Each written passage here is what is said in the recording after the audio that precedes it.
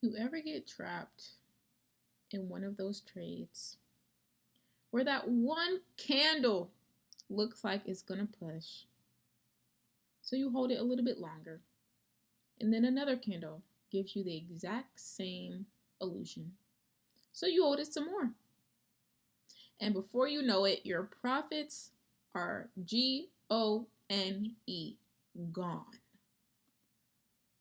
Let me show you exactly the exact moment where a trader is going to lose their money. Not because the move wasn't there, but because the chart kept pretending that it was there. So the crazy part, let me tell you this, even by the end of the day, that push that you're waiting for is never even gonna show up.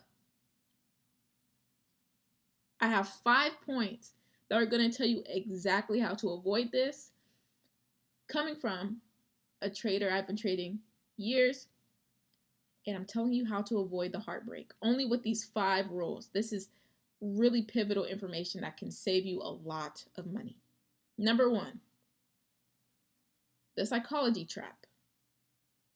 Number 1, it looks like it's going to go, okay? This is today's chart. It's actually still live. This is still the market that's currently running, right?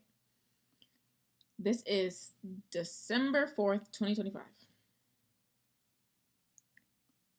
Do we see the illusion? We see the wick rejections down one. I've already measured these. This wick down $1. This also wicked $1. This wicked $1. And this also wicked $1. If you don't know what the word wicked mean, it's the line that is above these like bigger blocks. So a wick is just that line. Like these are literal little wicks. There's also wicks on top. These ones are kind of small, so I'll zoom in for you. But there's a wick here, wick here, wick here, wick here, wick here. All those little small little lines are wicks, right? And so what these wicks show us is where our candle once was. If there's no wick there, there was never a price there. But if we see a wick there, anywhere on this screen, that means there was at some point price was there.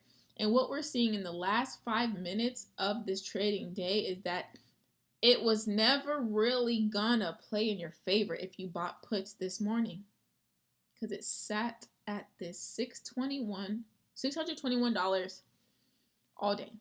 Here, I want you to also watch that actually it's on the 1 hour right now, but watch this 1 hour as I'm explaining these things, because the wick rejections, right, now that we know what wicks are, these wick rejections, it's like, nope, I don't want to go down.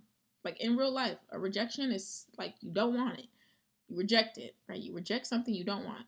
So we're rejecting, don't want it, rejecting. We're not trying to go down. But guess what? It is the illusion, because guess what? Before the wick has to be there, the body of the candle must also be there. And then when the body of the candle leaves, that is when the wick appears. So at one point, this black candle was all the way down here, and then it squeezed right back up, and then we're left with the wick. But at some point, we saw a very strong candle coming down, and we probably would have entered some puts. But guess what? It completely rejected. Same thing here. Price was just up here, and now it left a wick for us, right? The black is puts or shorts, and the green the blue candles are green candles. Essentially, they're call or longs, which means price is supposed to go up. But we have 3 minutes left in this trading day. And this is during power hour. Power hour is the last hour of the trading day. So 3 p.m. Eastern Standard Time to 4 p.m. Eastern Standard Time is power hour. It is like a very volatile part of the market, especially the last few minutes. As we can see, price is kind of just like punching and pushing in a different direction. Now, The lower time frames love to fake pressure because they show you everything exaggerated, which is why on the left side I have my 15-minute, which is the more exaggerated, shows you everything. On the higher time frame, this candle has barely moved. Why? Because it's drowning out all the noise. It's only showing you, you're only really going to see something move if something's really moving, like if there's really some movement going on, because it's not going to show you any of the noise, any of those small little movements that we can see on the lower time frames when we're more zoomed in. The lower time frames are always going to lie to you because they're showing you every single little bit. Okay? If we look at this current trade with 1 minute and 53 seconds left in the market, it looks like we were pushing down all day. But all we did is we left wicks in a zone where we've already been bouncing. We've already been bouncing here. And we wicked twice, right? This red line here, red line here. We've already wicked twice at this $617.39 line. So what does that tell us? That tells me that we may or may not want to come back down to this line. But do I know when? Nope.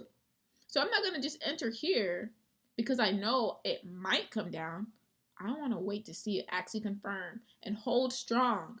And your key levels are so important because let me show you this too. Right? You come down to this level, you add a line. Let's just add, I call these my key level lines. So I'm going to add a level here. And yes, they are different colors. They technically, for me, are for when I'm trading. So when I start trading, I'll use a different color so I don't have to erase the last ones. I can keep the last ones on the chart, but I know which ones are new, so I can keep track of them, right? So these green lines I was using yesterday, I believe, and these purple lines I'm using today for the same chart, for the same charting, but I'm using these lines to signify that this is a line where price really either wants to go or it's a area that is of interest to us. And with 21 seconds left in the market, you would have not only lost your money that you entered with your puts on in this specific trade, you would have lost everything in your account probably. Why? Not because you're dumb, not because you're stupid, not because of any other reason, of anything of the sorts. Simply because price just doesn't want to go down today. And you have to be okay with that. You have to be totally okay with that. Because it might tomorrow, but it ain't tomorrow right now. So we're not worried about what's happening tomorrow. The point is the candles are going to give you confidence. They're going to show you, especially the lower time frames, they're going to show you all these beautiful things, all this beautiful price movement, and especially strong bodies. But the wicks of the candles are never going to tell you a lie.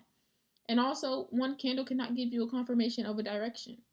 So if you're seeing this candle push down, where's your other confirmation that it is going to push? Just that one candle, just that one volatility? Like, it's just not a good decision.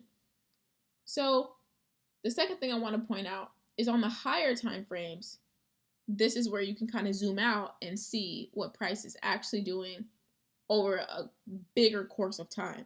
So when you zoom out, nothing about the chart is actually giving bearish.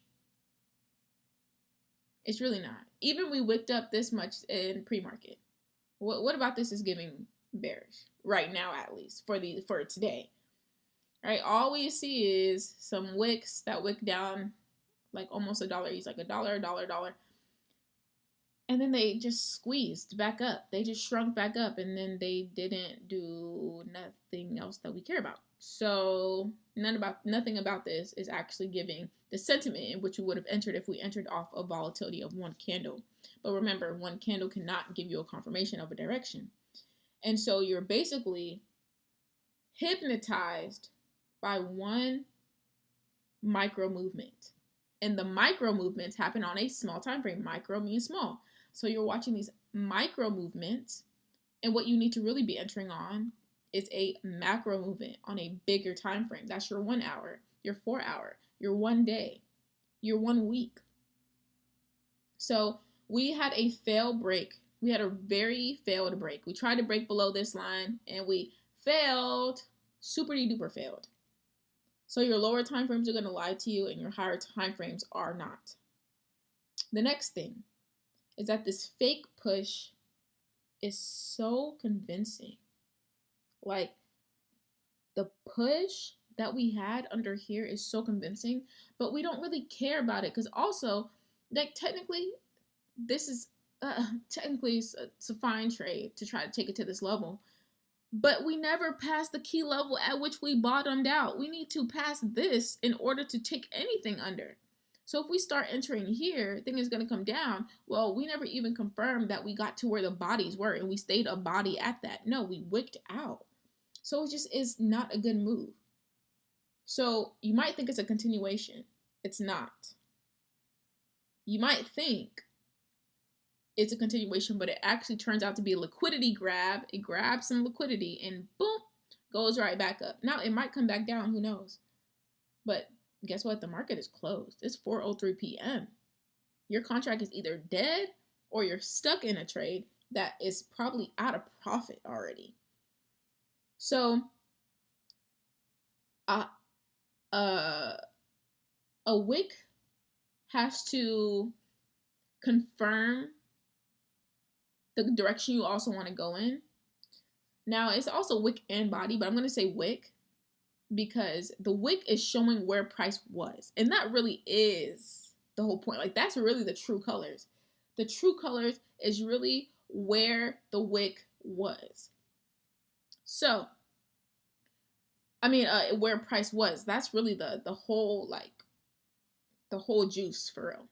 So if the setup needs multiple candles to try to figure out where it's going to go and to tell a story, well, it's probably not a setup.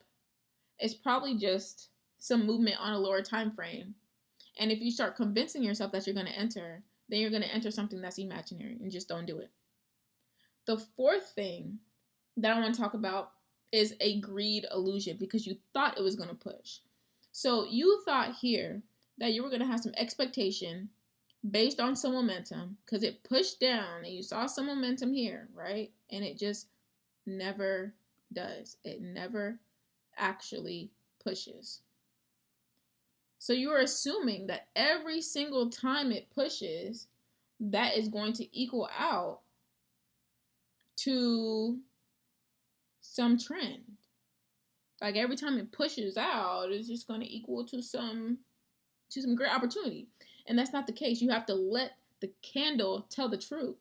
But in this case, you're letting the candle change your bias. What was your bias of the day? Now, honestly, there was no bias on the day because it was literally consolidating in the same zone it's been consolidating for 3 days. Hey, that's just, price ended the same place every single day. There really is no overall sentiment or bias. But if you have an attachment to a certain position, then you're like, oh, I got to get puts. Oh, it's coming down. That means I'm going to be right. Oh, I got to. No. Your bias has to exist before the market starts happening, not when the market actually starts to form. Because once market opens and stuff starts moving around, if you start deciding your moves once market is already open, you've already lost. And the fifth thing, this is the most important. Pre-decide your exit and lock in your profits mentally before having some sort of fantasy trade. And the market honestly, the market doesn't owe you a continuation. It doesn't owe you anything. It's just going to give you